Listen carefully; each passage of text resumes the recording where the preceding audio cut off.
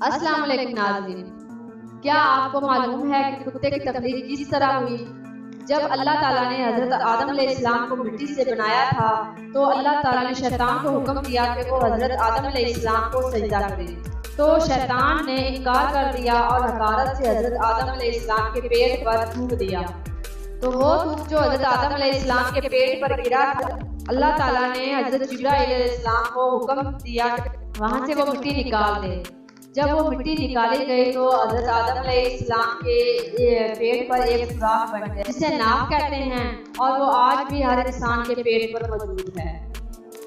تو اس ناف والی مٹی سے اللہ تعالیٰ نے کتے کو بنایا تھا۔ کتے میں یہ خصلتیں ہوتی ہیں کہ یہ انسان سے بہت زیادہ محبت کرتا ہے اور انسانوں کے ساتھ بہت زیادہ اٹیچ ہوتا ہے، کیونکہ یہ انسان کی مٹی سے بنا ہے۔ جس پتلے سے انسان بنا اسی سے یہ بھی بنا ہے۔ اگر کتے کے بارے میں بات کی جائے کہ یہ کیوں بھونکتا ہے، تو اس کی وجہ یہ ہے کہ جب یہ بنایا گیا تھا تو حضرت آدم علیہ السلام کا ہاتھ اس پر لگا تھا، جس کی وجہ سے یہ اب انسان سے تھوڑا سا دور بھی رہتا ہے کبھی کبھی۔ اور دوسری طرف اگر بات کی جائے کہ یہ رات کو کیوں بھونکتا ہے، تو جب شیطانوں کا قافلہ آسمان سے نیچے اترتا ہے تو یہ شیطان کو دیکھ کر بھونکتا ہے اور خوفناک آوازیں نکالتا ہے۔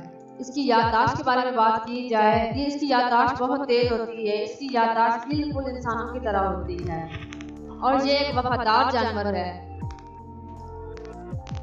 یہ ماضی کے اوقات کو بڑی اچھی طرح یاد رکھتا ہے۔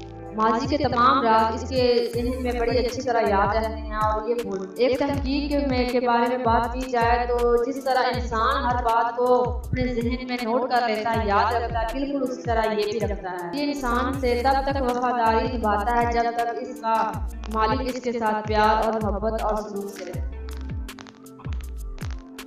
ناظرین، کتے کے بارے میں کچھ تھوڑی سی معلومات تھی جو اس کے بارے میں آپ کو پتہ چل گیا ہوگا، اور اگر میری ویڈیو پسند آئے تو پلیز میرے چینل کو سبسکرائب کریں اور میری ویڈیو